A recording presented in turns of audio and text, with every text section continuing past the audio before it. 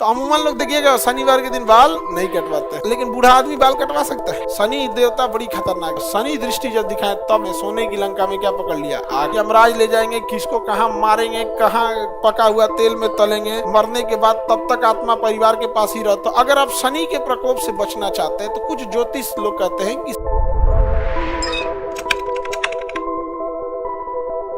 ज्योतिष, अब ज्योतिष में भी ना कई टाइप के ज्योतिष होते हैं। एक होता है ज्योतिष जो अपने मतलब ग्रह को मजबूत कर लेना, जैसे शनि ग्रह है, तो अगर आप शनि के प्रकोप से बचना चाहते हैं तो कुछ ज्योतिष लोग कहते हैं कि शनि ग्रह को गुस्सा किस किस चीज पे आता है वो काम मत कीजिए।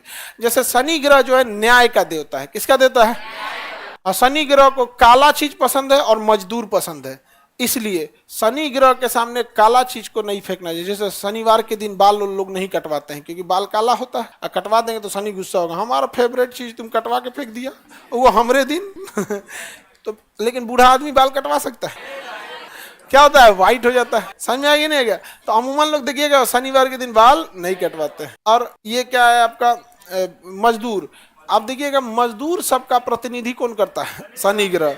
तो अगर मजदूर की मजदूरी रख लिए तो शनि देख लेगा आपको, बहुत पैसा हो गया रे तेरे पास, हाँ पैसा नहीं देता है तो बहुत पैसा हो गया तुम्हारे पास, लाओ तो हम व्यवस्था करते हैं। इसलिए मजदूर की मजदूरी टाइम से दे देनी चाहिए। समझ में आया कि नहीं आ गया? आप काम करिए, अब मजदूरों को भी है कि आप काम अच्छे से कीजिए, ईमानदारी से कीजिए। उठपटांग उबा देता है सब, कभी कभी कभी देखिएगा ना, या तो टाइम कुछ मजदूर ऐसा मिलेगा टाइम खींचेगा, या तो काम ही खराब कर दे, दीवार जोड़ना सीधा जोड़ देगा तिरछा, कहेगा क्या ही जाता है हमारा।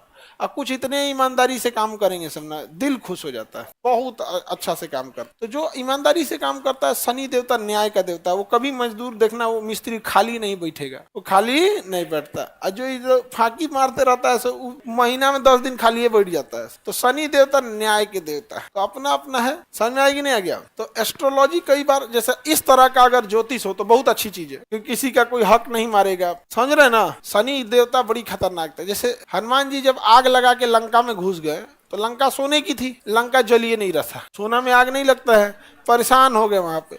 तो अंदर घुसते घुसते देखे तो पता चला रावण जो था ना उल्टा टांग के बांध के रखा था शनि देवता को, आगे बहुते लोगों का दुर्दशा करते हैं, उन्हीं का दुर्दशा कर दिया था। कौन? उल्टा टांग के बांधा था। हनुमान जी इसको छुड़वाए, क्या कर रहा है भाई, किसी को पकड़ लिया। तब हनुमान जी बोले थे कि ये तो इसका लंके नहीं जल रहा है, कोई बात नहीं, रुकिए अब हमको तनी दूर जाने दीजिए। और दूर जाके लंका पे अपनी शनि दृष्टि दिखा दिए, और शनि दृष्टि जब दिखाए तब लंका में, सोने की लंका में क्या पकड़ लिया, आग पकड़ लिया। तब रावण की सोने की लंका जल गई।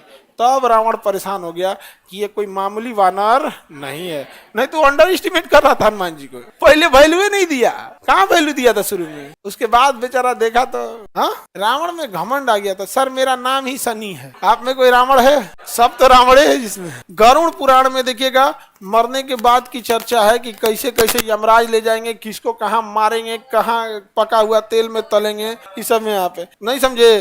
क्या क्या दान देना चाहिए और पानी कितना देना चाहिए ताकि आत्मा को वही पानी मिलेंगे और वहां तक जाएंगे यमलोक तक। 1 साल लग जाएगा आत्मा को यमलोक तक जाने के लिए। मरने के बाद तब तक आत्मा परिवार के पास ही रहती है जब तक 13 नहीं हो जाता है। 13 के बाद आत्मा अब यमलोक की ओर प्रस्थान करने लगती है, और जब जब परिवार के लोग रोते हैं बिलखते हैं तो आत्मा वापस आने का प्रयास करने लगती है, लेकिन उसे यमलोक की ओर। ये सब की चर्चा किसमें है? गरुड़ पुराण में। समझ में आ गया कि नहीं आ गया? गरुड़ पुराण में समझ में आ गया? लड़की लोग, पुरुष को नहीं सताना चाहिए, उसके लिए अलग से सजा का प्रावधान है। किस किताब में? समझ में आ गया? तो जितनी लड़की लोग, अगर तुमको पुण्य चाहिए तो अपने अपने घर जाओ, भाई की खूब सेवा करो। भाई सेवा करने लायक काम नहीं करता है, तुम लोग हमेशा भाई से झगड़े करते रहती हो, पाप पड़ेगा तुम लोग को। कभी भी देवताओं से लड़ाई नहीं करनी चाहिए, देवताओं की लड़ाई में सदा असुरों की हार हुई है। समझ में आ रहा है कि नहीं आ रहा है? तो कभी भी भाई से झगड़ा नहीं करना है, क्योंकि पुराणों में स्पष्ट लिखा है कि देवताओं से युद्ध नहीं करना चाहिए। क्या होता है? पाप पड़ता है। तो बताओ आप लोग में से कोई अपने भाई से झगड़ा करेगी? असुर से कर सकती है झगड़ा? असुर से कर सकती हो।